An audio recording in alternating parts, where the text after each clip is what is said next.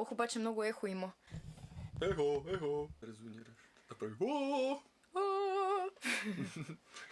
Имаш натурален ревърб. Да. Може да сложа ревърб по принцип, ще е много интересно. Служи saturation да се чуваме толкова. Ти, планът ти с ця подкаст ще е да изкарваш такива кратки шортове, които да качваме. Да. Ама, тъй като са дълги, то от един подкаст имаш контент за много такива шортчета, Да. по принцип. Това нещо, ако искаш, можем да си го продължим и след Rock Orphea си го качваме активно, защото това си е реклама за всички банди. На мен като цяло това ми е идеята, да си остане. Аз си мислех, защото не сега като цял подкаст, то ние като не сме го конструирали много, може и да не е толкова интересно. Плюс, че... Това на Виктор, дето го записах, дето го качих, е реално доста дълго. И аз изрязвах покрай него. Просто дупките между думите. Да, това не е цялата история, която той разказа. Па и Виктор, като говори, прави много такова. О, ако знаеш колко... така съм отрязвала. Да ти кажа, на мен това ми се струва по-интересно. Защото е така натурално и много повече показва взаимоотношенията в групата и много повече показва динамиката, която е вътре. Да. Кои са бандите, които те вдъхновиха? Кои са любимите ти групи? Нещо такова. Много ми е сухарско. Това са пълните пути. Искам да кажеш, ти можеш на това да му отговориш с една дума. Отговорите, които могат да се дадат, са универсални измежду всяка банда. Според мен проблема произлиза от това, че те не знаят как да зададат въпроса. Така за немската диплома. Заглавието трябва да ти е или теза, или въпрос за дебат. Примерно, моята тема беше slow food. Не може заглавието ти да е slow food. Трябва да ти е slow food ли е бъдещето на Европа? Нещо такова. Нали, можеш да даваш за slow food, против slow food и да създадеш есе по тази теза. Да. То основното нещо е да се започне разговор. И да се зададе въпрос така натурално в разговора, че реално да има смисъл да се разкаже нещо интересно. Но това много често изисква и да си познаваш госта и малко или много да ти пука за него. Оттам излиза въпроса, ти като нямаш заинтересованост към това, което правиш, защо изобщо го правиш? Именно. Искам да кажа каква е идеята. Аз за това примерно просто харесвам... да имаш някакъв контент за... Да фармиш контент. Аз за това примерно харесвам, да кажем, на Тото подкаста, защото Тото като си вика гости, те са гости, дето Тото очевидно му пука за тях и задава такива въпроси, дето са интересни. Да. Или примерно Пресли като гледа той Сашо Диков. За мен е много по-пълноценно, когато водиш някакъв разговор или водиш някакво интервю, да има диалог. Да си личи, че ти участваш активно в разговора. А не просто задаваш въпрос, получаваш отговор. Няма игра, няма динамика. Не знам, може би останало ми е от руската, защото просто немската диплома беше само това. Като се връщам назад и осъзнавам, че това ми е било много полезно. Немската диплома те изгради като човек. Направите силна. Направи ме циник. Да вървим по темите, защото наистина много се отдалечихме от музиката и от тия неща. То няма изобщо, не сме почнали цял си разговор. Ние си вървим по нашите си неща, които нас ни интересуват. Затова нека да минем по тия неща, да вече са ни омръзнали, вече изобщо не ни показват. Добре, за всички слушатели на Радио Едно Рок. С мен днеска е Самуил Кабрански. От Рипка. Самуил Кабрански, кой си ти и с какво се занимаваш? Здравейте всички, аз съм Самуил Кабрански. Сега това не знам дали ще го има много в интервюто. Все пак да се представя, ако ще го изкарваш някъде. Аз съм китарист на Кован Пети на Астрея, които ще свират на 23 август Rock Orphea. Отделно нали пее там в една група Рипка. Това ми е основното. Опиши се с 3 думи. Самуил Асенов Кабрански. Нямах това предвид, но щом смяташ, че това само те описва. Да знам. Не искам да звуча арогантно. Дай нещо по-интересно, като въпрос. Има ли някоя пловдивска група, в която никога не би свирил и защо? Имах допълнение, не е задължително да й казваш името. Добре, значи за пловдивски банди, в които никога не бих свирил, баячка са всъщност, ако трябва да бъда честен. Аз съм претенциозен съм. Ама какво не би те накарал да свириш някаква група? Хората. Тези неща не съм много казал онлайн пространството. Добре, значи предпочиташ да не коментираш тази тема. Да. Аз просто скочих на най-скандалния въпрос, който имах и изобщо нямах никаква идея с какво да го вържа после. Аз исках да разказваш повече за групите. Защото ти си в няколко групи и имаш какво да разкажеш. Да, чакай сега. Като цяло, това, че съм в няколко групи, макар и сега, нали, вече да ме поуморява повече. Винаги съм го... Основната ми идея, понеже аз нали искам да се занимавам с музика, мен това ми е основното. Да.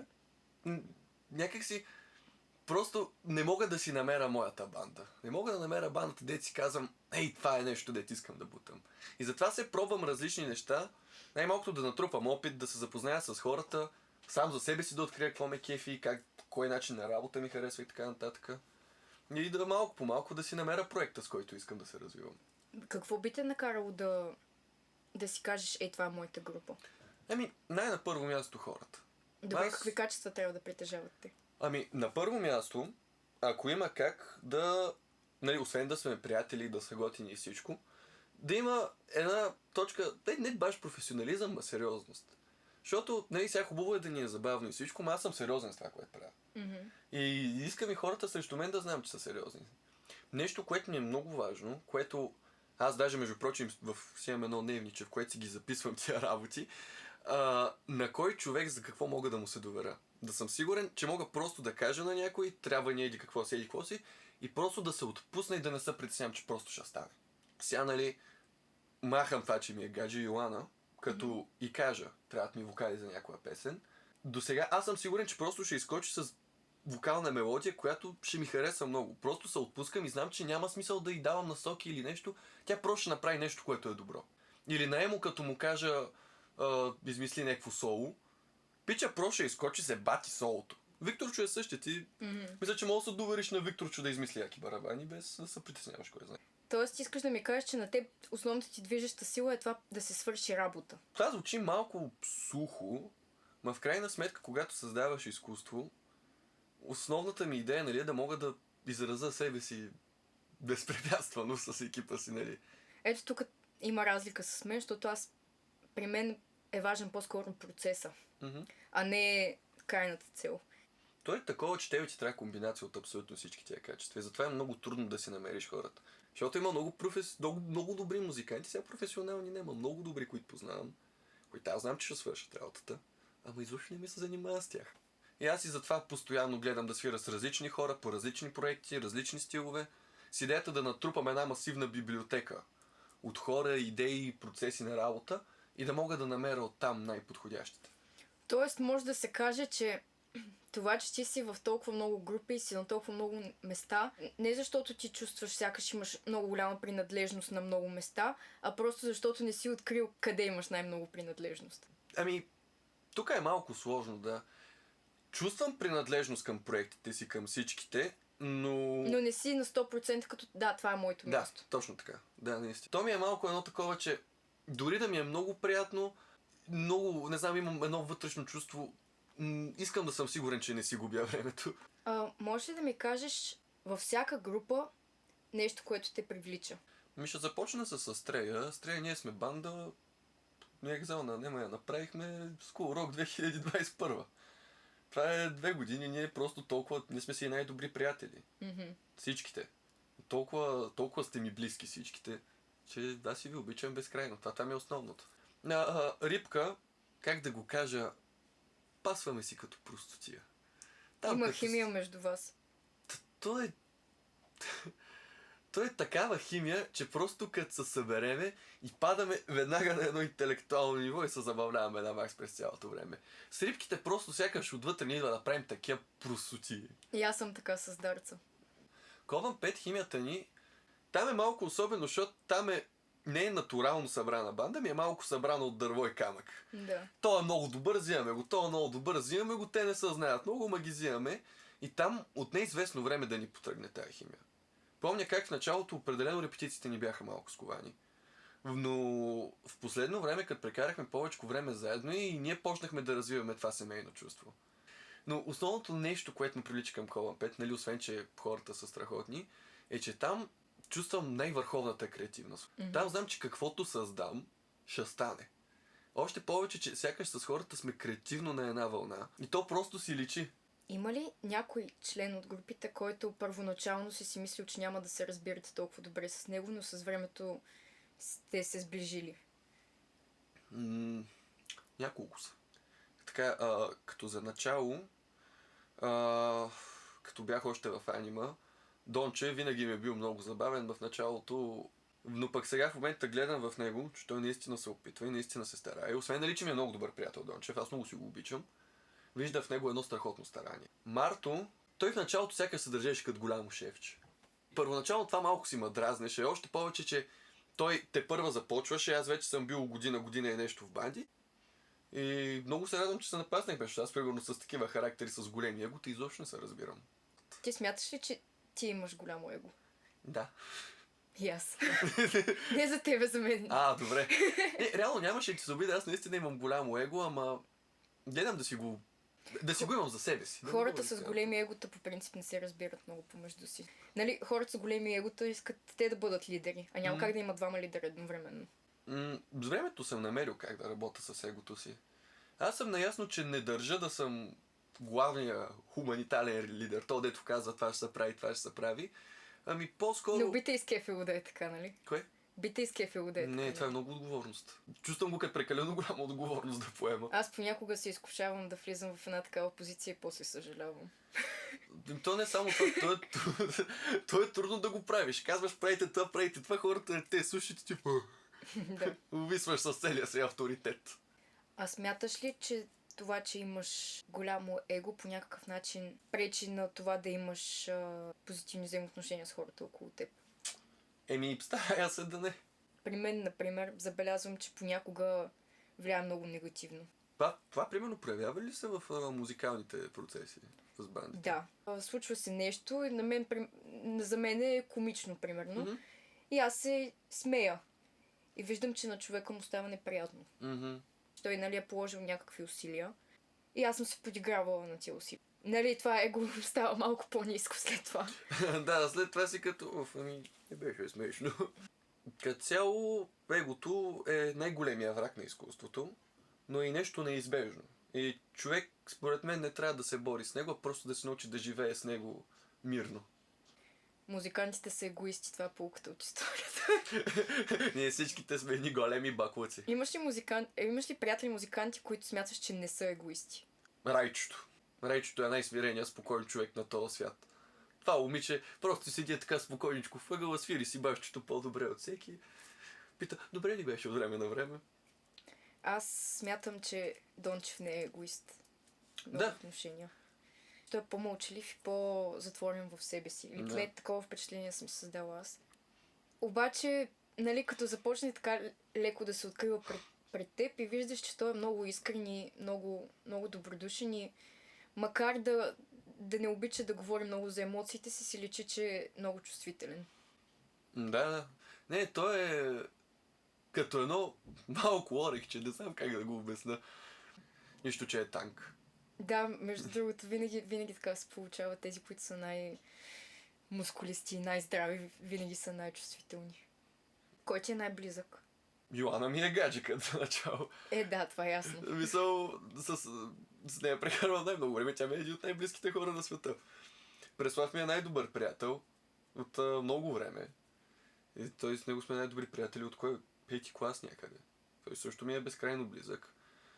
Вие сте приятели от 12 години, реално. Толкова ли се пада? От първи клас ли каза или? Ние от първи клас се познаваме, аз първоначално не го харесвах. Аз даже помня, като ни накараха да седнем за пръв път. И аз бях като, не искам с този. И той беше като, самката най-добре ми приятел. Така от никъдето. И не знам, той просто времето много си паснахме с него. Как се поддържа такова приятелство? Не е като да е трудно. Ние просто си функционираме сякаш на една мисловна чистота. Той е от хората, през които се чувствам ще е странно да прозвучи свързан, ама сякаш и умовете ни работят еднакво, като сме заедно и заедно се разбираме супер добре и да. Кое е нещо, което те владява по време на репетиции? Сега на рибките им креща най-много, понеже те по едно време като се препържат и почват много да се лигавят. Сещаш ли се в такъв случай за някакъв чаровен навик на някои от членовете? Примерно всеки път като Дончев солира и Марто ма гледа е така, все едно е някакво най-великото соло, нали. Викторчо много обича всеки път, като примерно има някаква песен, която и двамата харесваме, така на случайни моменти по репетиции да ми я свири и да ме поглежда с една много мазна усмивчица. Аз лично музиката свързвам с изливане на емоция. Това за мен си е просто аутлет на емоция. От всякъде. Като цяло това, което казваш за изливането на емоцията, аз съм много всеки път се превъзбуждам като свира. Аз просто всеки път като свира, особено като се получава, и изпитвам такова огромно удоволствие. Аз мога да си щупа главата в стената от кеф. Тебе, като изпълняваш музика, като пееш, как се чувстваш? Аз по принцип съм много интровертен човек. Типичен водолей. Аз много тая в себе си. И то с асцендент водолей, да. Не, с асцендент риби съм. Нали последно беше водолей? Риби. Риби ли е? Риби. Ти се ми даваш различно време на раждането. Те са емоционални, доколкото знам. Не, всъщност да, рибите са по-затворените, защото са воден знак. Те водните знаци мълчат повече. И понякога имам чувството, че този човек, който пее, и този, който съм по принцип, са съвсем различни хора. Чувстваш ли го като маска, когато изпълняваш, или се чувстваш по-искрена, когато изпълняваш? Може би по-често се чувствам по-искрена, когато пея. Но има някои песни, които просто като ги пея и направо имам чувство, че ще се разплача всеки момент. Много го усещам. Константата е такава песен. Много я усещам винаги. Най-вече текстове на български. Те сякаш са ти по-искрени. Да, защото е на моя език. Да? Да, тогава усещам сякаш мога да предам най-много емоция. На мен нещо, което много ми помага да влезна във филма, е самата музика. Самото звучание. Понеже много често като изпълнявам, мен фикс идеята ми като пиша и като свира музика е да направя нещо, което бих искал да слушам. И пишейки песни, аз давам песните, които искам някоя банда да направи, за да се кефя. Да. И просто когато ги изпълнявам и се получава, се чувствам все едно съм на концерт на моя любима банда и свират любимата ми песен. Да. И превъртам от кеф. И затова, примерно, на мен самото звучение на музиката супер много ми влияе и дори като съм вокалист, много не ме интересува какво пея, а ако самата песен много ме кефи, го пея все едно без значение какво. Без че ако ще е пълната глупост, го пея все едно най-истинското нещо и го чувствам. Да, това е идеята. Да. Просто така Ти като си певец си малко или много и актьор. Да. Много е важно песента, която пееш, наистина да я пееш искрено, да усещаш текста. Но не винаги е така. Някои песни просто не мога изобщо да ги усетя. Има някакви такива песни, дето и аз не мога да усета. Примерно, имаме една песен на Кован 5, която ние не знам кога ще издадем, някъде в далечното бъдеще, която основно аз пея. И инструментално, аз много се радвам от нея, обаче текста просто нямах абсолютно никакво вдъхновение. Просто съм нашляткал някакви пълни глупости и толкова чак ме е срам от текста. Всеки път се дразна като я изпълнявам, просто защото аз хубаво креща и то не се разбира. Ма евентуали като я запишем, и то аз ще гледам да го направя да се разбира, нали, да се артикулира. И до тогава много искам да имам вдъхновение за по-добър текст, защото това просто е ужасен. И ми е чак неудобно да си я пее дори на репетиции като е. Нищо, че инструментално много ме кефи. Искаш ли да ти кажа един парадокс? Да? Подведе ме на дартс, първоначално текста изобщо не го харесвах. Просто защото той наистина е много, много простоват текст. И първоначално беше много голяма борба, докато свикна с този текст. И сега просто тази песен ми е една от любимите. Наистина ли? Да. Супер много я преживявам всеки път, като я пея. То ти е тази, която сте изпълнявали най-много. Не ти ли е писнала? Не, изобщо имам чувство, че всеки път, като я пея нова песен. Това е много яко. Готиното на вокалите е, че ти постоянно можеш да си направиш някаква импровизация, постоянно можеш да вкараш някакъв... Спорено споменах, че той е като актьорска игра. Винаги можеш да вкараш някаква определена интонация, която да е по-различна от предния път, като си е изпял. И винаги е много уникално преживяване. И някакси тази песен, винаги като стигнем до нея на репетициите и дори да съм болна, дори да съм изморена, никога някакси не мога просто така да я изпея. Винаги на 100% давам от себе си. Това е супер яко. И особено онзи ден, като свирихме в Полинеро, много някакси емоционално ми стана, като я пях. И като видях че хората я пеят заедно с нас. В началото се опитвах някакси да комуникирам с тях, но като дойде втория куплет и някакси усетих, че пак се заключвам в някакъв собствен си свят. Някакси тази песен, колкото и да ми се иска да я споделям с хората, не може да бъде комерциална за мен. Винаги си влизам в собствения си свят, като си я пея. Много е странно. Аз, между прочим, точно ще да коментирам за предния ви концерт, защото го усетих. Първо видях, имаше една много искрена усмивка, като видях как са кефи публиката. Беше много сладко. И отделно, просто ти чух вариациите като пееше. Усети се, че даде всичко. Мисъл, изкара си я тази песен от сърцето, като я изпя. Да. Мене, аз много се изкефих. Като цял концерт ви беше на веки, много се изкефих на как направихте подведеме. Много е странно при мен, защото аз много обичам да пея, но аз не обичам да съм център на внимание изобщо. Mm-hmm. Много ми е неловко всеки път. И в такива моменти ми е много противоречиви са за мен. Хем се радвам, че споделям това с хората и че те се забавляват и че тази музика значи нещо за тях, но и ми е странно да се откривам пред тях чак толкова много. Има някакви такива известни певци, които пеят основно с затворени очи, защото се чувстват по същия начин. Аз съм по същия начин. Това винаги ми е било много голям проблем. Примерно... Особено като съм била на конкурси, като по-малка. Много са ми правили забележка за че това. пееш с затворени очи? Да.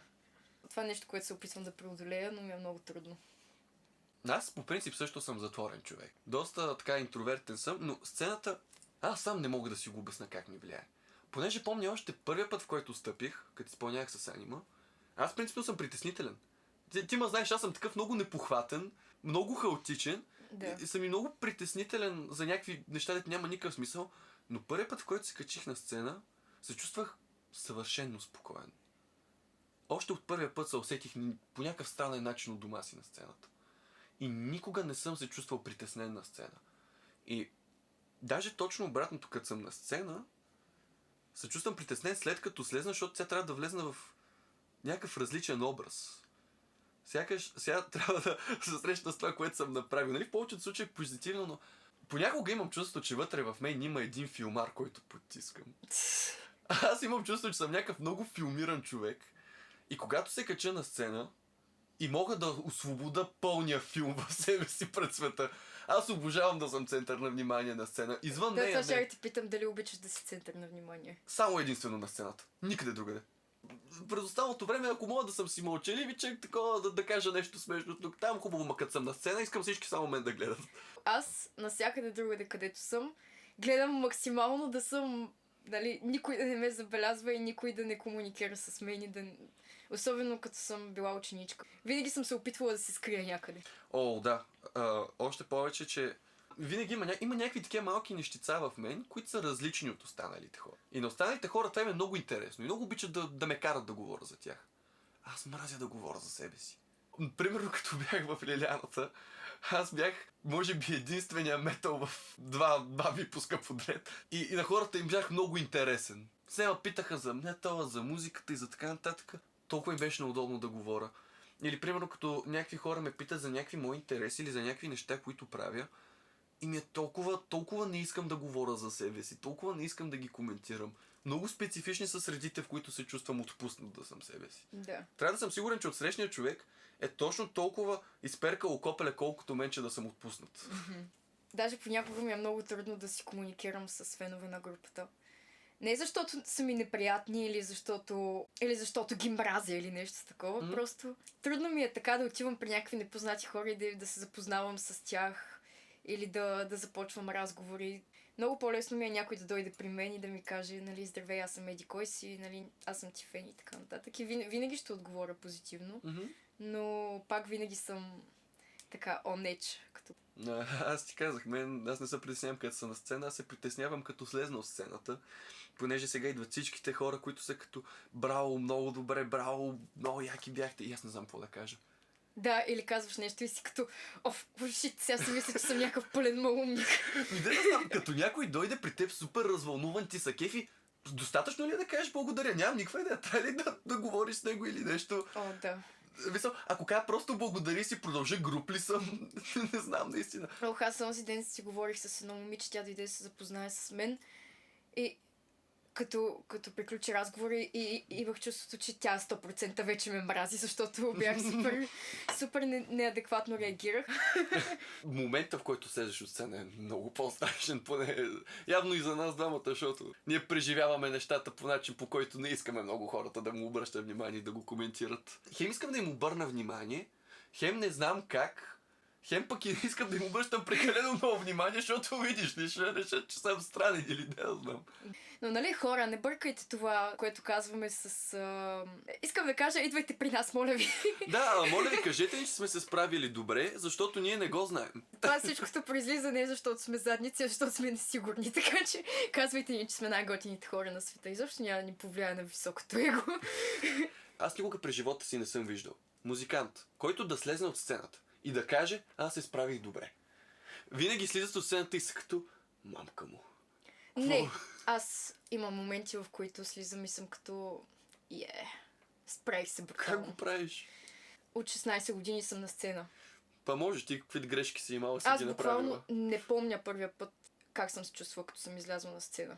Де да знам, аз всеки път като слезна и се чувствам все едно, трябва сам да си направя ревю на произведението, което съм изсипал пред публиката и винаги мога да си намеря най-минималните кусури. Всеки човек сам си е най-големия критик.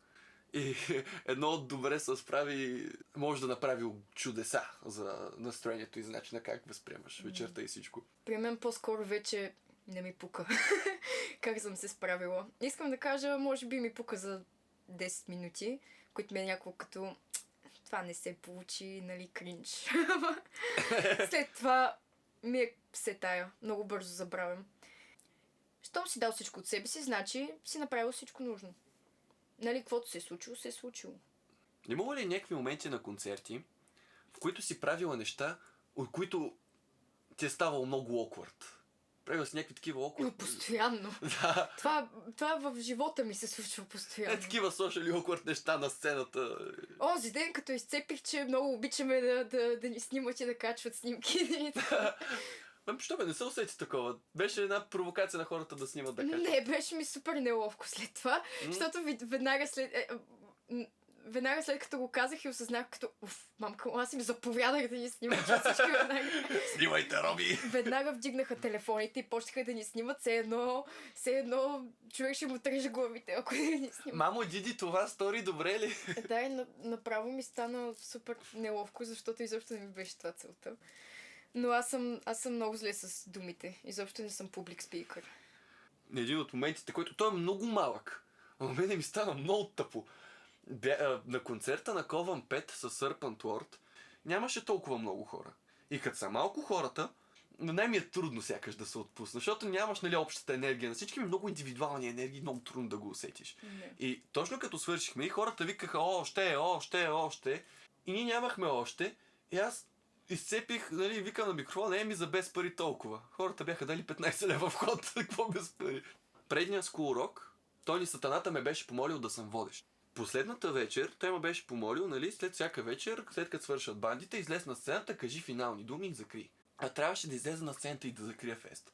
Ама аз тъкмо се бях преобличал, като усетих, че бандата свършва.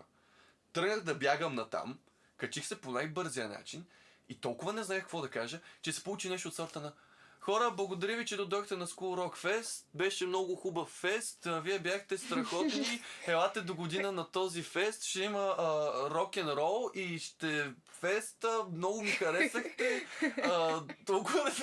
Толкова беше срам. Благодарен съм, че нямах познати в публиката. Те вече си бяха тръгнали. Само Момо от Руца в Дезис май беше в публиката и още някой.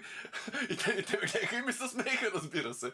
Много ви моля, ако някой ден ме видите, че попадам в неловки ситуации на сцената, не ми го казвайте за нищо на света. Просто защото аз знам, че е неловко. Няма нужда някой да ми го напомня. Искам да го забравя веднага, щом сляза от сцената. Никога повече да не се върне тази мисъл в главата ми. А кои са ти най-смешните моменти на сцена? Аз постоянно попадам в смешни моменти на сцена. Аз супер лесно се разсмивам. Най-малката ситуация ме разсмива. Да. Телефонът ми беше пред мен на сцената и го бутнах с кръка по едно време и падна по най-бруталния начин. Даже се оказа, че съм си пукнала протектора малко. И ми стана супер смешно, че така го изритах. Нали, даже не ми стана тъпо, просто ми стана смешно, защото по средата на песента гледам този телефон как излита, нали? И няколко песни по-късно едно момиче се навежда и ми го подава телефона и вика: извинявай, някой тук си е изпуснал телефона, и аз съм като: да, моя. Един от най-така смешните ми моменти на сцена беше на един концерт на Кован 5. Свириме една песен. Това е най-трудната песен вокално. И аз кофея. Главата назад и косата ми се оплита в китарата на Емо. И това по принцип често, странно често ми се случва да си оплета косата в чужда китара. Аз просто не си знам габаритите. Обаче този път се оплета много повече от нормалното. Ама много повече. И нема отплитане, песента върви. И Йоана дойде да помага, ама той е на най-турната и част вокално. И тръгва да го пее, ама тръгва и да маха и то става само по-зле, защото тя пък точно тогава си беше направила едни дълги ногти с камъчета, с някакви такива работи си беше залепила и то само стана по-зле и тя почна да се смее в микрофона. Да. Аз се спуках от смях. И накрая, изкарахме цялата песен свързани двамата. Той имаше още около минута от песента и след това се отплетохме. А аз колко пъти съм се забивала главата в китарата ти. Аз съм 100% сигурна, че не ги знаеш. Тя моята китара е опасна. Копието. Ти, добре, че при тебе съм те оцелвал леко. Да, леко. Понякога тази китара и сам се наранявам. Оле, няма забравя на първия ми концерт с Астрея. Тогава правихме кавари на System of a Down основно. Те са от ония песни, де ти ги свириш и можеш да си правиш каквото си искаш, просто са елементарни. Нещо, което бях упражнявал на всяка репетиция, е един конкретен момент да направя рок-н-рол скок, да скоча на високо и да забия акорда. Изкачам, забивам акорда, приземявам се и си забивам китарата в носа брутално. Леко се защеметих, аз трябваше малко време да се освеста. Аз да ти кажа, съм свикнала да съм на сцена и да изпитвам болка, така че просто заради балета. Падала съм на сцена, измествало ми се капачето на коляното. Помна, да, дето се върна, наместих ти го и пак излезна. И пак излязох. Аз просто имам много голям толеранс на болка. Са точно тия моментни, спонтанни грешки, де ти няма как да предвидиш и да трябва да ги отреагираш. С група Рибка, като изпълняваме, не знам защо те имат голям проблем да си запомнят песни. Не знам защо. И аз просто ги помня и съм свикнал дори по репетиции, по каквото и да им дирижирам. Всеки път, като се сменя някоя част, да им давам сигнал. Като идва еди какво си да им показвам. И така на един концерт с Рибка свирим и тогава сме с Румен, обаче свършва песента, аз правя един голям такъв грандиозен жест за край, нали, хем за публиката да е ефектно, хем бандата да види, то обаче не спира да свири. Чакам 4 такта да е естествено, пак ръцете ги разпервам като орел, нали, така на песента той продължава. Обръщам се към него, показвам му агресивно, знаете, той продължава. Накрая по някое време се усети и се нацелихме и пак с жеста спря. Като свирихме с Астреята, правихме Thank You for the Venom на My Chemical Romance. Да. И тази песен, който я е слушал, знае, че тя започва с един много як риф, който обаче е много труден риф. Сетих се. Да, и аз си викам, аз се бях наел да го свиря и го бях упражнявал, излизаме на сцената, 4 палки, той влиза директно. Мисъл, там си готови, трябва да го изгърмиш накрая. Свира го и беше толкова зле, че ви викам, стига, спрете, отначало, директно на сцената, просто тази песен не искам да свиря пак на живо, много го плесках. Това са такива единични ситуации. Да. Искам да кажа, това не се брои. Мен знаеш какво много ме дразни? Когато хората не подхождат с отношение към своята работа. Защото аз просто всяко нещо, което правя, дори да е нещо, което не разбирам от него, винаги подхождам с супер много отношение и много ме дразни, когато виждам, че останалите хора не им пука. Това мен ме прави луд. Нямам против хората да си променят, но когато просто не искат да положат труда, дали да си го научат да го направят като хората, мен това ме ядосва много. Обаче много често се сдържам да се изкарам гнева, за да не изглеждам като някакъв такъв дет се хваща всякакви малки глупости да прави проблеми. Има някои хора, които просто не искат не им е толкова важно и ти да им се развикаш. Само ще направиш цирк и нищо няма се промени.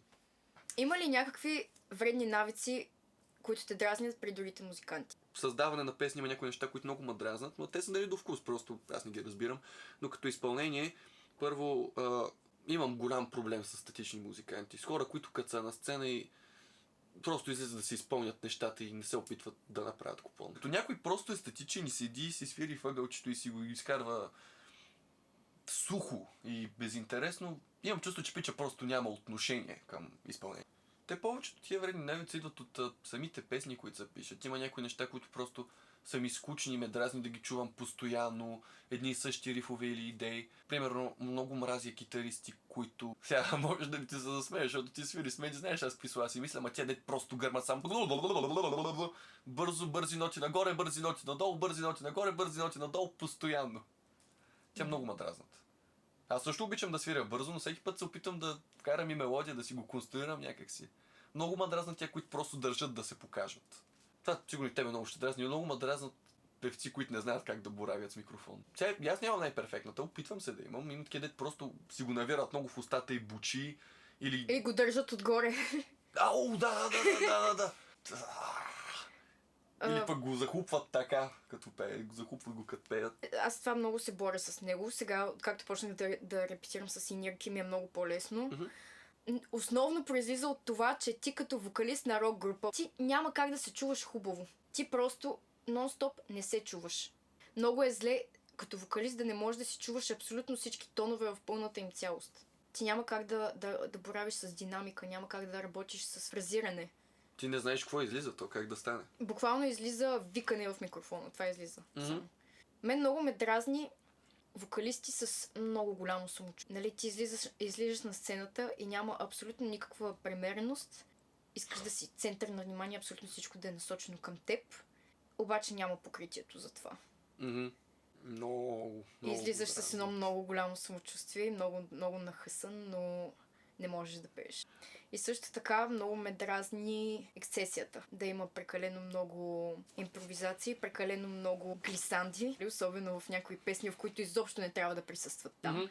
Това е един супер вреден навик, който произлиза от слушането на стари шлагери и естрадни песни, в които всеки втори тон е... Ти като човек, който е прекарал детството си по конкурси, сигурно си намразила повечето естради. Най-омразната ми песен на всички времена е "За тебе бях", защото те вместо да пеят "За тебе бях", те пеят "За тебе бях". Това да пееш с глисанди е най-бързият начин да се научиш да пееш фалшиво през цялото време, защото ти като пееш с глисандо, няма гаранция, че ти ще приключиш на този тон, на който трябва да приключиш. Не можеш постоянно да имаш това забавяне и това постоянно мазане. Трябва да си... пееш като трудовска песен. Бях на басейн онзи ден и на басейна имаше една банда момчета и една банда момичета. И тия момичетата бяха така симпатични и момчетата се опитваха да се заребяват с тях. И в последствие стана ясно, че едното от момчетата е диджей, а едното от момичетата е певица. Вечната любовна история. И този казва, нали, айде, изпее една песен и сега ще ти пусна тук някакъв микс. И тази тръгна да пее тази на Джена, как се казваше? Тя е много известна, балада на Джена. И тя като почна да я пее, тогава осъзнах, че любовта освен сляпа е и глуха. Това беше направо пократително, разбираш ли? Да. Просто всеки тон глисандо и фалшиво и отвратително. Аз направо им... Приключва да пее това момиче и ние тъкмо си тръгваме, минаваме по-близо покрай тях и чувам този диджея как казва: "Момиче, на теб просто трябва веднага да ти се даде един микрофон. Ти пееш по-добре от повечето певици, които издават песни в момента. Ти просто знам, че ще бъдеш звезда." Направо. Гледай за едното момиче, какви глупости сме готови да говорим. Да. Не, че аз съм, нали, най-добрата на света. Аз го знам, че не съм най-добрата на света. Аз нямам възможности, нямам диапазона да бъда най-добрата на света. Просто виждам някакви вокалисти с огромно самочувствие, които нямат елементарни умения. Например, имат огромен потенциал, но нямат знанията и нямат уменията. Това между прочим го има много и при китаристите. Много китаристи се вживяват, че могат много и правят нещата така, че да убие номера. Така че, ако имаш още една китара, бас и барабани, които са шумни и не се чуваш кой знае колко добре, ще прозвучи горе-долу, че си го изсвирил като хората. Просто не се получава. Много такива китаристи познавам. Аз също бях такъв до преди около година и нещо. Просто мислиш си за голямата работа, мърдаш си ръцете бързо и то е... Ни те баш в ритъм, ни те баш точно, ни те баш чисто, ама звучи горе-долу. И ти си мислиш, че си голямата работа, че го можеш. Когато седнеш скромно, манеш тази представа, че ти го можеш и че ти си добър и си кажеш... И бъдеш отворен към критика, най-вече. Да, критиката е голям човек. Човек може да се изненада колко бързо може да постигне много с мъничко търпение и скромност. И мерак и желание. Якъл. Не са малко нещата, ама... Да. Аз гледам да се заобградя с музиканти, които ме карат да се чувствам, че нищо не мога. Да. Много мотивиращо ми действа. Примерно в Кован Пет Темо, той е психопат, леко казано, що се отнася до свирене. Той свири в най-съвършения детайл, гледа абсолютно всичко да е перфектно, чисто и точно на време. Той стига до крайности, които даже ми идват малко в повече понякога. Той все пак е човек на науката, той е педант. Да, той е върховният педант. И той ми стои като едно постоянно напомняне, никога няма го направиш толкова перфектно. Нали, Аз го използвам и като контраст, понеже при него всичко е толкова клинично изчистено, че ми се губят много на моменти ми се губи емоцията, губят ми се... Има някои неща, които харесвам, които просто неговата педантичност не позволява, но той пък е като едно постоянно напомняне, че не съм съвършен и че има нещо много по-перфектно от мен. За сметка на това пък имам от другата страна Ерик или примерно колеги от университета, които са блусари, които пък ми напомнят, че ето пък това са хора майстори на емоцията, на експресията, дето пък да говорят с инструмента си. И те пък ми напомнят, че и това не е нещо, което го мога много. Че и това е нещо, което трябва да поработя. Трябва да съм технически перфектен, но трябва да знам и кога да съм искрен. Да говоря през инструмента си. Да. Не да пиша теореми и да гоня световни рекорди по скорост. Да си повече техничар или да си по-емоционален? Зависи.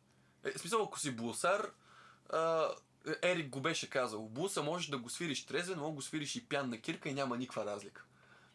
Аз, примерно, аз си обичам техничарство сега. Каквото и да си говорим, аз съм си израснал с метал. От малък и то с пауър метал. Бърз, китаристите си движат пръстите с някакви извънземни темпа постоянно. И това малко или много ми се е набило в главата, че това ма кефи. Аз обичам бързи неща, обичам сложни неща. Нали, обичам да има мелодия, обичам да я запомнящо се. Мен най-ключовото ми е да я запомнящо се. Според мен правилното е да нацелиш баланса между емоции и техничност, за да създадеш нещо запомнящо се и да ги можеш и двете, за да знаеш кое кога е нужно. Защото, примерно, има някои песни, които наистина си имат нужда да си излезеш да направиш нещо скоростно и яко. Тогава ще звучи наистина добре. Много по-добре, отколкото да завлачваш ни бавни сола с бентове, но пък имат други моменти, в които си трябва и да се успокоиш. Да си искрен. Аз като вокалист мисля, че е по-важно да си емоционален. И аз съм имала някои случаи, в които един вокал звучи но просто е такава сурова емоция, че съм се разплаквала. Една такава песен е от The Wall на Pink Floyd. Там Роджер Уотърс пее едно Why are you running away? Нещо такова беше. Не се сещам. Песен, в която Роджер Уотърс от Pink Floyd е вокалист. Да. Който е всеобщо познание, че той изобщо не може да пее. Но просто е много добра песен. Обичам певци, които преиграват като пеят. Които вкарат толкова много емоция във всяка една тяхна фраза. Примерно Герард Уей от Skyrim от My Chemical Romance. Да. Обожавам този човек, колко преиграва и пресолява манджата. Примерно от Metal Bandy, Рой Кан от Камелот, вокалиста на Sonata Arctica, Томи Како. Има много вокалисти, които обожавам, които просто пеят с такава невероятна емоция. Онзи ден в колата слушах Dio. Човек, това е такава сила. Аз им чувствам, че той е като някакво диво животно. Той просто реве. Обожавам. Това са най-добрите певци. Тия, които наистина истински могат да ти предадат емоцията. И за мен е лично вокала, който най-много ме отвял като Йоана. Тя първо, че има много як глас. Има страхотен обхват. Мога да пее много високо и много ниско. Като същото време звучи еднакво добре и много високо и много ниско. Има страхотен контрол над гласа си. Пее точно като пиано. Има много яки орнаментики. И... Тя много умее да импровизира. Да. Има просто... аз имам чувство, че при нея просто... Аз не вярвам в концепцията, че хора се раждат с талант, но ми е трудно да не повярвам, че тя просто не се е родила с това умение. Тя е един от най-професионалните музиканти, които познавам. Друг такъв е Викторчо. Той говори с барабаните. Това е единственият човек, който ми е приятно да слушам соло барабани. Представяш ли си колко труд и усилия са хвърлени за това нещо? Нали, има моменти, в които е подходящо да се каже това, нали, роден си с талант, но по принцип този израз много ме дразни. Защото отхвърля целият труд, който е положен, за да се достигне до нивото. Всичко е труд. Човек, който бре боравицата, Ерик, като влезе във филма, наистина много така въздействащо. Не, аз много му обичам солата. Аз не харесвам блуз, макар чуя наистина добър блусар. Герито от Sex Junkies. Герито е сила. Мен ме е страх от нея. Аз изпитвам такъв голям респект към таланта, който тя има. Аз много си падам по дълбоки и ниски гласове. Тембъра е такъв много плътен, много хубав. Просто такава сила, пък като пее, сякаш изобщо не полага никакви усилия, с такава лекота. Йоанна ми е говорила по същия начин. За нея съм чувствал, че просто всички певици, които са я слушали, стоят с един респект към нея. Все едно е финалният бос на певиците в Пловдив. Те бати гласа, човек! Като я чувах как пее, аз забравях да свиря. И същевременно говориш си с нея, супер позитивна. Много скромничко. Друг вокал, който ме впечатлява безкрайно, обаче поради точно обратните причини. Митака от Hellbound. То печага не мога да пее ептем, ама е луд по цялата глава и е най-добрия фронтмен, който съм виждал в бродните банди. Не, аз просто помня на School Rock тази година. Първо, аз бях откровено впечатлен, как пича излезе на непозната сцена, пред непозната публика. Беше зверска жега, имаше малко хора, още не бяха дошли. Пича просто такова шоу направи, че накрая през сцената беше пълно и всички се кефеха. Той просто като слезнаха в сцената и ми казах, пичага, вие току-що всеки един човек, дет беше и там отпред, ви стана фен. И после като трябваше аз да излезна с рибка и да съм фронтмен. Аз през цялото време чувствах се едно, трябва да се бия с най-великия самурай на този свят. трябва да влезна в ръкопашен бой с Джеки Чан. Аз съм нали, в музикална академия и там има много музиканти, които просто са впечатляващи. Имаме едно момче, Тервелчо. Той е едно китаристче от Сливен, който за жалост напусна. Просто понеже явно това не е неговия начин за учене на музика. Но той първо, че беше много добър китарист. Той беше блусар, джазмен. Толкова отвътре му идваше, като свири, толкова мазно и гладко импровизираш. Веднъж на един концерт той тръгна да пее. Излезна с една скромна акустична китарка и така запя, че аз откровенно бях настръхнал през цялото му изпълнение. Той изпълни 2 песни и през целите 2 песни бях настръхнал. Обаче толкова яко пее, като си направи банда и като тръгна да се развива и да прави неща. Пожелавам на всеки да му отидете на концерт, да го чуете на живо как пее. Звяре! Аз ще предложа в нашата класация един друг, Владислав от Стереодайв. Владо е много як. Владо има супер як глас. Аз го питах, ходил ли си на уроци, правил ли си нещо такова. Той вика не. И аз съм направо в шок, защото той просто има много добър тембър, много чисто пее. Mm-hmm. И това, което ми прави впечатление е, че записите на Стереодайв и свирането им на живо е едно и също. Още повече, като почна да прави високия тон на Сива сутрин на живо. Да. Че преди го беше срам. Да, аз го посъветвах да го прави. Това е изцяло моя заслуга. Е успеха на Стереодайв. Ти изгради гигантите. Да. Не, на последния им концерт, той даже, аз просто, защото се заслушах и той го направи едно към едно като записа. Точно същата дължина и точно същата дръзгавина накрая, ама едно към едно го направи. Бати пича. Гледай какво нещо е Съвета тази... на Дианчето. Да, естествено. Това на първо място. И на второ място тези менталните граници, които си поставяме. Mm-hmm. Казваме си, не, това няма как да го изпея. И то дори да е много лесно, ти не можеш да го направиш. Много е странно. Обаче от много дълго време записваме. Имам една идея за последен въпрос. Има ли някой човек от публиката, който те е изкефил по някакъв начин на някой концерт? Едно момиче си щупи главата на наш концерт. Това беше много хеви метал. И аз какво казах в началото на концерта? Готови ли сте за разбивация? Искам да си струшите главите. Не бяха готови. А някой, дето е направил нещо кофти. Дето ти е направил много лошо впечатление.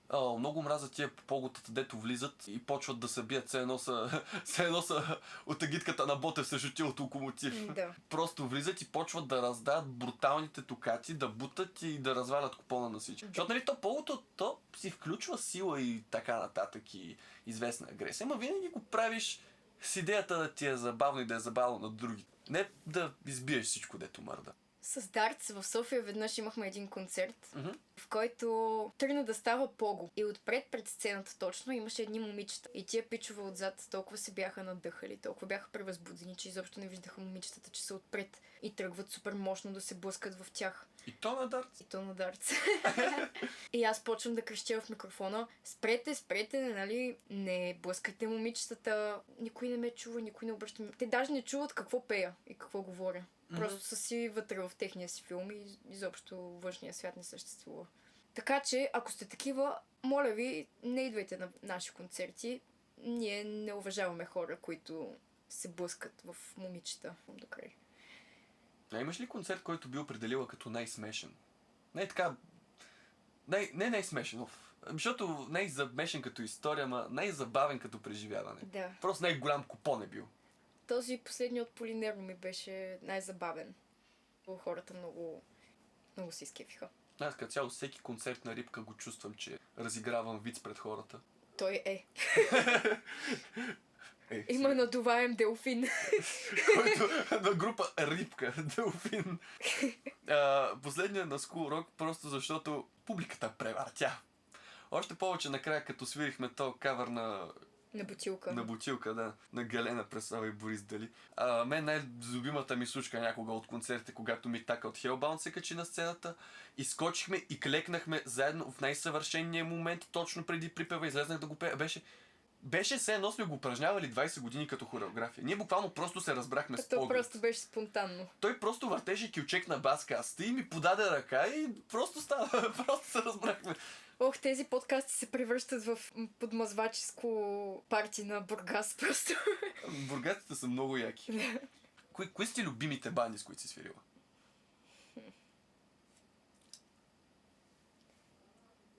Да изключим тия, които досега... Стереодайв. Стереодайв. Просто са пичове.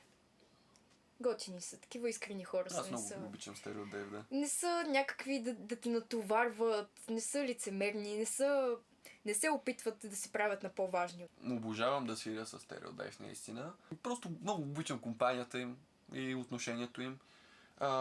Аз пак казвам, аз си записвам абсолютно всеки човек, с който съм работил, има изкеф и пак бих работил, за да имам един списък с подходящите колеги.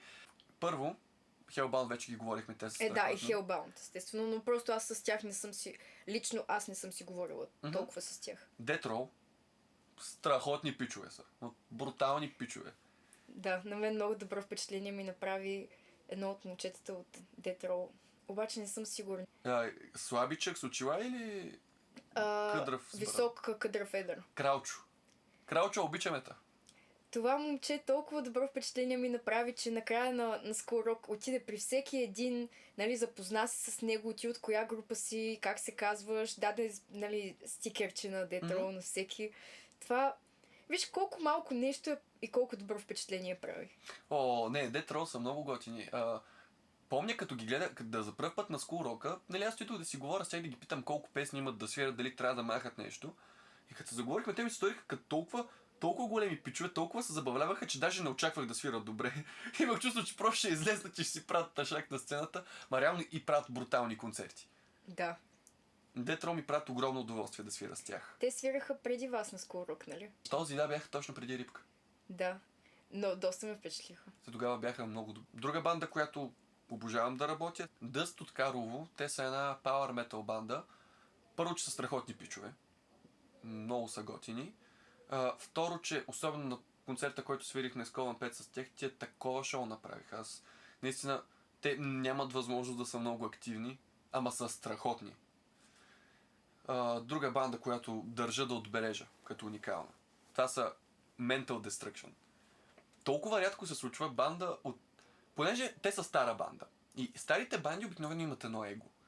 И повечето стари банди, с които съм свирил, те се държат леко, нали? Аз не съм попадал на такива, дето да са баш груби, но винаги са леко пренебрежителни. Надменно се държат. Има далека надменност или просто не обръщат толкова внимание на по-младите. Mental Destruction. Първо, че са това са най-подкрепящите младата сцена хора. Като излезнаха на School Rock, абсолютно всеки един от тях беше стениска на някоя от младите банди. Яко. Да, единия беше стениска на Кован 5, имаше един стениска на Рипка, стениска на Hellbound и стениска на Gasp.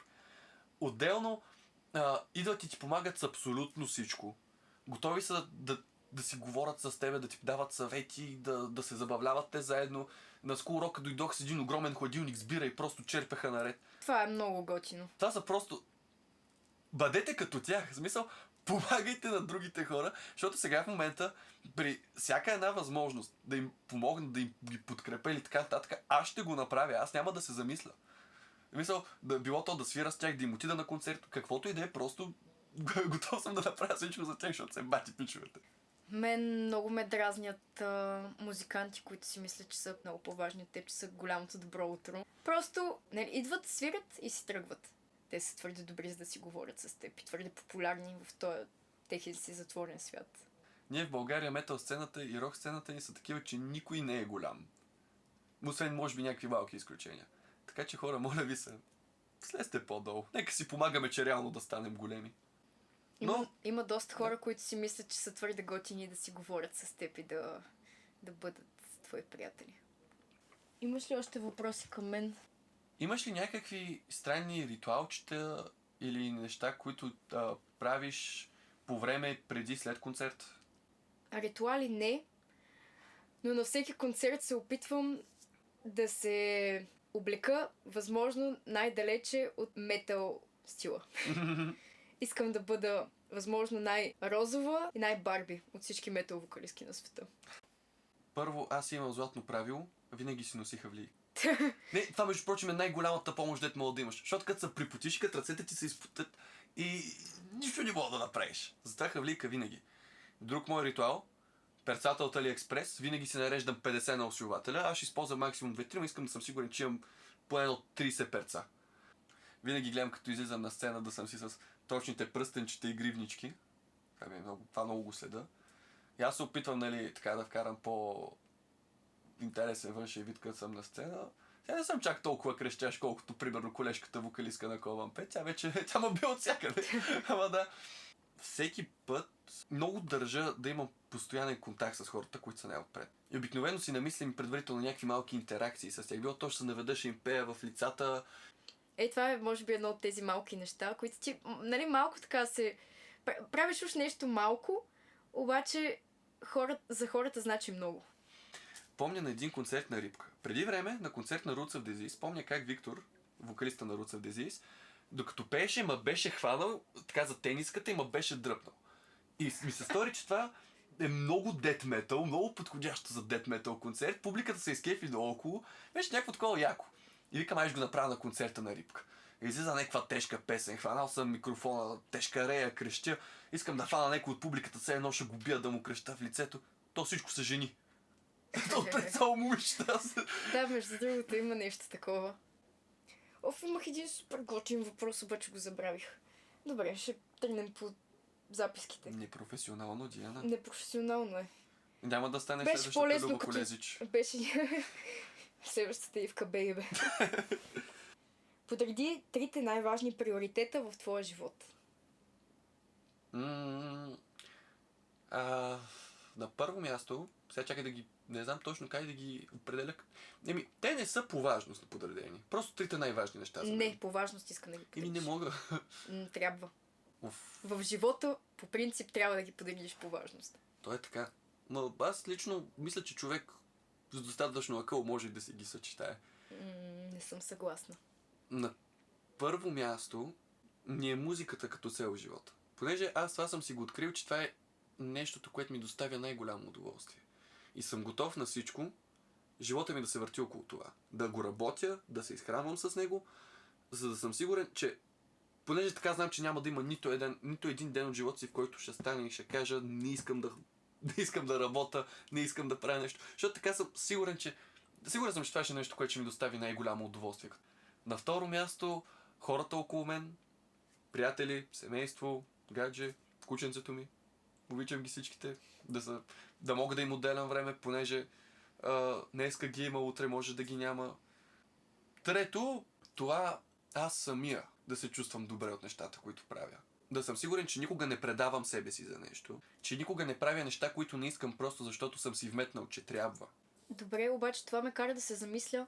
Ти каза, че на второ място са близките и приятелите ти. Mm-hmm. Това значи ли, че това ти да угодиш на близките и на приятелите ти е по-важно от третото? Аз затова ти казах, че ми е трудно да ги подредя, понеже много често бих пренебрегнал себе си за хората около мен. Но защото искам да го направя. Mm-hmm. И защото ще е нещо, което ме накара пак да се чувствам щастлив. Аз знаеш ли как бих ги наредила? Mm-hmm. На първо място бих сложила себе си, своята ценностна система, своите принципи и своите цели в живота. Mm-hmm. Mm-hmm.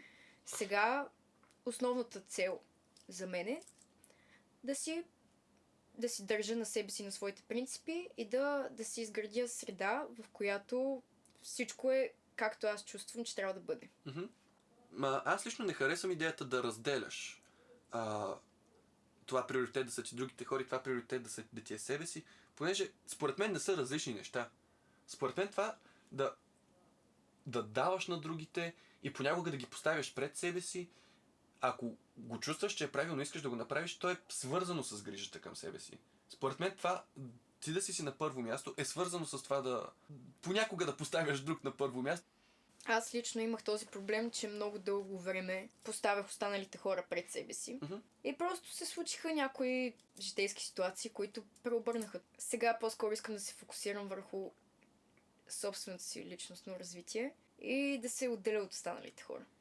Мислиш ли, че собственото ти личностно развитие трябва да е отделно от другите хора, а Да. не е свързано с тях? Да. Защото виждам, че това ми донася за момента повече удоволствие. Ако е така, да. Аз живея по закона на хубавото. Ако ти е хубаво, е правилно. Да, определено ми е по-хубаво. И напоследък забелязах, че съм по-интровертна, отколкото си мислех.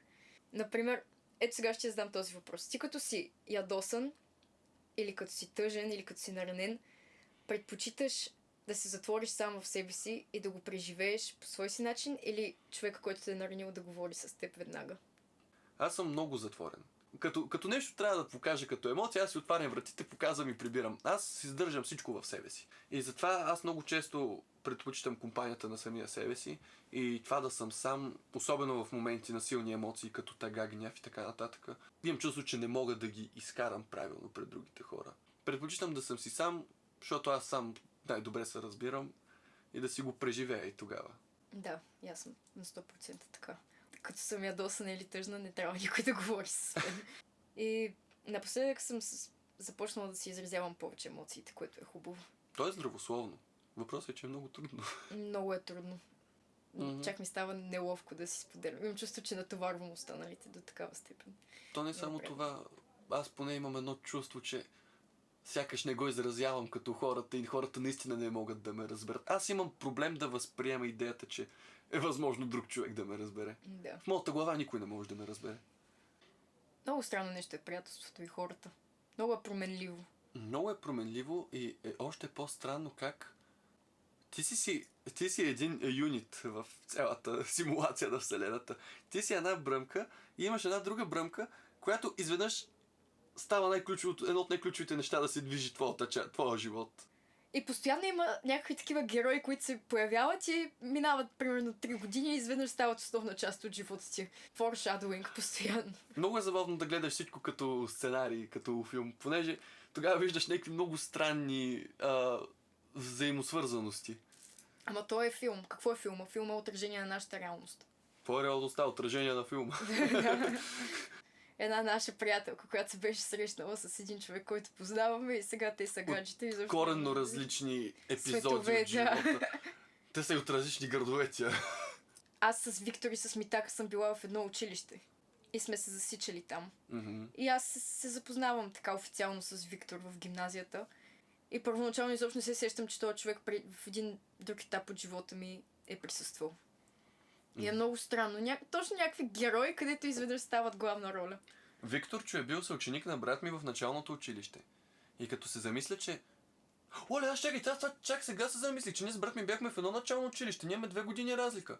Девек, аз съм бил в едно начално училище с Виктор. Аз това до сега не се бях замислил. Аз просто знаех, че е с брат ми, че сигурно съм го виждал като малък, сега го осъзнах това, че най-вероятно съм го виждал и на Рил, и малък, защото сме били заедно. Искаш ли да ти кажа нещо? Да. Едно момиче, с което от малки се познаваме. Така сме се засичали по разни събирания, рождени дни, общи приятели. Заедно ходим на английски на уроци. Идва ми изпита за B1 и двете сме партньорки. Идва изпита за C1, двете пак сме партньорки. По случайност. Един ден отивам на уроците по химия и биология. Кога да видя в стаята? Да позная ли? Тя. Нали, ходим заедно на уроци по пълна случайност. Онзи ден се записахме двете в една група в университета. Как се казва тя? Диана. Ама, Диана ли? Да. Човек. Няма случайности, човек. Абсолютно всичко е foreshadowing. Разни неща се случват и ние сме като Моята учителка, която между другите и тя се казва Диана, знаеш какво ми каза? Тебе не са те приели миналата година в университета, защото е било съдба ти точно с нея да бъдеш в една група. Имало ли е някакви хора, които така са преобърнали живота ти? Или са имали огромно влияние върху теб? Супер много. Аз имам този навик постоянно да се сравнявам с хора и някой да направи нещо много малко, което да ми направи впечатление мога да му промени за винаги. Първо един човек, който е безкрайно ключов в живота ми, Ивачето. Мгм. Той ми е, значи, и той и Пресов са ми двамата най-близки хора в живота. Те са ми от най-дълго време приятели. И с тях те са хората, с които сякаш най-много се свързваме. И Ивачето, аз понеже съм един нърд. Съм един огромен нърд. Ивачето е единственият човек, с който мога да си нърдвам на спокойствие. И това нещо наскоро се замислих колко много ме изградило, защото то ми е помогнало да се вдълба в тези мои интереси, които всъщност ме изграждат като интересна личност като за начало и са повлияли на много избори в живота ми и на много черти от характера ми и начина, по който всичко е свързано с тези мои странни интереси. Смея да твърдя, че факт е, че съм имал човек, с който можем двамата колективно да сме си странни и да сме си нърдове и да се интересуваме от някакви странни неща и да задълбаваме в фактологията на някакви пълни глупости, дето ако тръгнат да разправим, всеки би заспал на втората секунда. Това е нещо, което ме е изградило страшно много като интересния и различен човек, който съм. При мен може би са повечето ми учители. Което е много клише, но е вярно. Първият учител, който така остави наистина много траен отпечатък, беше тази моя учителка по български, която почина. Мгм. И тя просто такива житейски уроци ме научи. Тя беше доста възрастна. Но просто от нея лъхаше класа. Беше ми казала, аз до магазина никога не отивам, без да съм си сложила големите обици и без да съм си сложила червило. И това много ми се е запечатало още от малко. Да си класна навсякъде. Да. А магазина беше буквално на 2 метра от нея, така че има и пред. Друг човек, който никой няма да забравя, е учителката ми по химия и по биология. Сега бях написала една картичка Но... за това, че ме приеха, нали, беше част от подаръка ми. И бях написала: в книгата на моя живот започва една нова глава, но във ведението на тази книга нямаше как да бъде написано без ваша помощ. О, това е много сладко. М. Учителката ти колкото и да е луда. А тя е много луда. Да. Но е много добър човек и ме е научила на много неща. Освен музиката, твой най-голям интерес е медицината. Виж, в момента ми крадеш въпросите, понеже аз това ще те попитам, имаш ли някакви други интереси, освен музика? Първо ти ми отговори. Освен музиката, супер много харесвам химията и биологията. Uh-huh. Също така съм супер заребена по анимета и по комикси. Да, ти си уипче. Но аз постоянно чета манга, постоянно гледам анимета, постоянно чета уеб комикси. В момента много слушам подкасти, това може би е основното. Много съм заребена по Персона, обаче в България много малко хора знаят за него. Аз много обичам игрите и това е причината, поради която си взех PlayStation. Аз съм наистина... Сега се чувствам много тъпо, защото съзнавам, че съм заребена само по някакви нърдовски неща. Ама не, точно нърдските... Аз съм на мнението, че нърдовете са най-интересните хора. Малко вече гледам да се отдръпна от тези свои черти, но продължава да си важна част от мен. И балета. Няма как да го пропусна. Ето е голяма част от живота ти. 16 години от 20 годишния ми живот. Тя иска да кажа, че на 4 си почнала балет. Да. Аз не помня първия път, когато съм излязла на сцена. Била съм твърде малка. Искам да кажа, помня къде беше, помня какво беше, но не мога да си спомня конкретно от този ден неща. Аз чак сега замислих, на 4 годишна танцуваш балет. Представи си колко съм привикнала към сцената. Да. Значи, музиката е един от трите ми огромни интереса в този живот. Не, всъщност, добре, пише ги 4. Второто е история. Имах късмета през цялото ми училищно образование да имам много готини учителки по история. И всяка една от тях просто пробуди моя интерес към това нещо. Аз съм, особено в близките 2 месеца, аз съм такъв огромен нърд, особено що се отнася до римска история. Чак ме е срам колко детайл ги знам нещата. Чак ме е срам колко подробно мога да разкажа към 10 века човешка история, така в детайл. Това ми е... Наскоро пътувах за Бургас и във влака се срещнах с едно момче, което беше студент по история и се заговорихме. Това беше най-приятният разговор в живота ми. Просто като на втората минута, без аз да съм повдигал въпроса, се стигна до темата дали Ханибал е можел да победи във Втората пуническа война и знаех, мамка му, това ще е велико.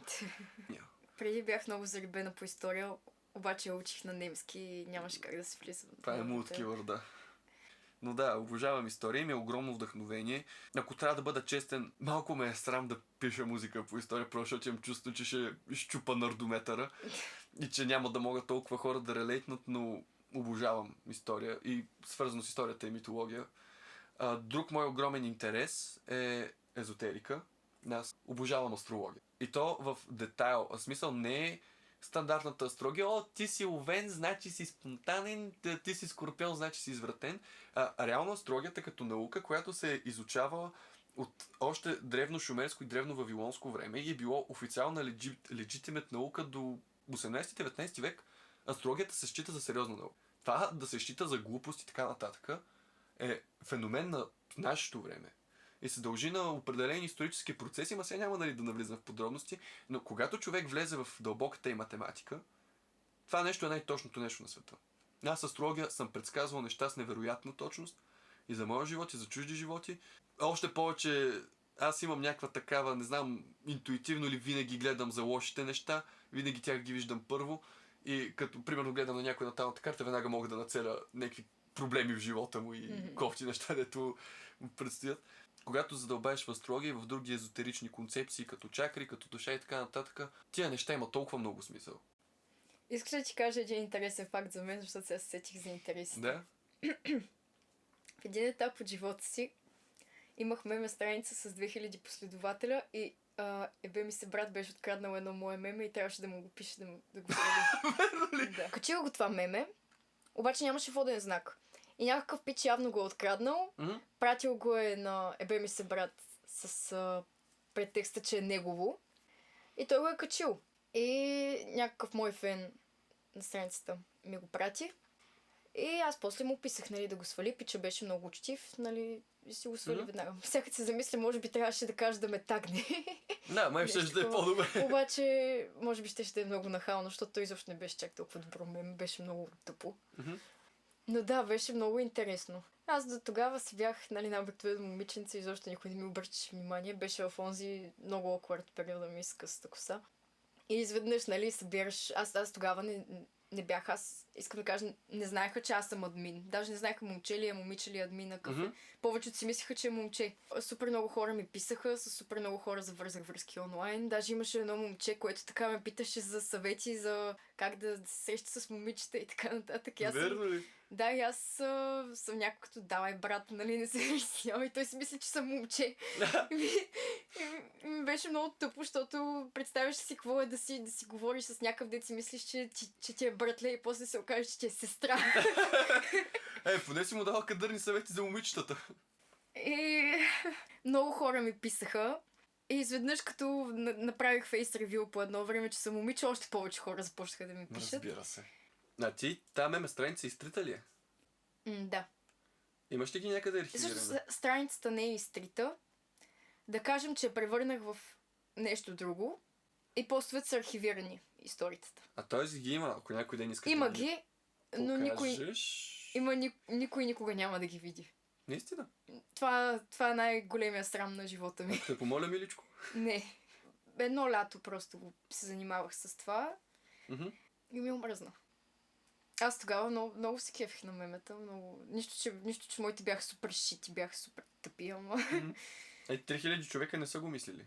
Почти 3000. Да, основно аутки ме следваха тогава. Явно са предвещали пътя ми за напред. Ти тогава си била като магнит за тях, една тайна аутка. Знаеш ли с кого си писах тогава? С кой? Тя беше една от първите фенки, с която си писах на страницата. Надявам се да не ме помни оттам. Надяваш се никога да не разбере ли? Не съм ми повдигала тази тема и не искам да я повдигам. Това е тайният живот. Това е тъмното ми минало. Тъмното ти минало. Така чуваш мемчета и меми са брат ти ги краде. Кринч. Кринч. Но виж, занимавал се с нещо интересно и това е предвещало сегашната ти съдба да рекламираш Рок Орфей, правейки мемчета за него. Да. Ти си опитна, ти си ветеран в мемето. Колко добре ми се отдава. Да обсъдим накратко Рок Орфей, примерно. Какво да кажа? Аз съм много развълнувана. За мен е възможност да се забавлявам на 100% и да си изкарам чудесно. Рок Орфей, когато Виктор ми сподели първо идеята, мен ме удариха две емоции. Първата емоция, мамка му много яко. втора емоция, мамка му, това ще е много трудно. И тези две емоции, те не изветряха до този момент. Сигурно до самото започване на фестивала, само ще стават повече. Или ще... Мале, човек, това ще е нещо огромно. Това, защото ние наистина не знам как да натъртя достатъчно да поясним точно колко голямо го правиме. И колко се опитваме да си надскочим нивото един вид. От към приготовление, от към осветление, озвучаване, от към шоу, което сме подготвили. И точно поради тази причина е супер трудно, понеже е много, много работа. Ние се хвърлихме в дълбокото с това. И затова сме много, много нахъсани то да успее, понеже шансът да сме си надскочили възможностите е много голям и да не е чак толкова яко, но затова ние ще натиснем и ще се постараем това да се опитаме да направим нещо специално. Защото аз не се сещам за други банди като нас, които са се седнали и си казали, ще пробваме да направим голям фестивал.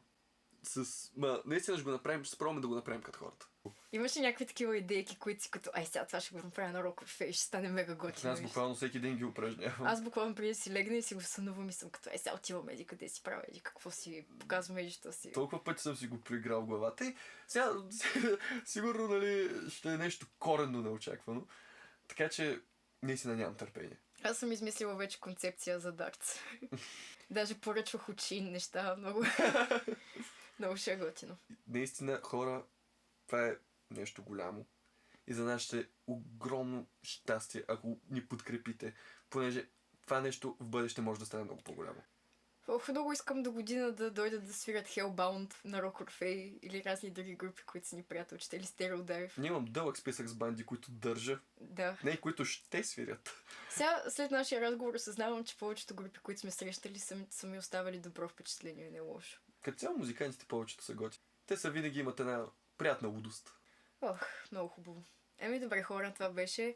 Очакваме ви на 23 август на Rock or Face. Лятно кино Орфей, много яка музика, много откупон. Заповядайте. Яки вокалистки и луди барабанисти.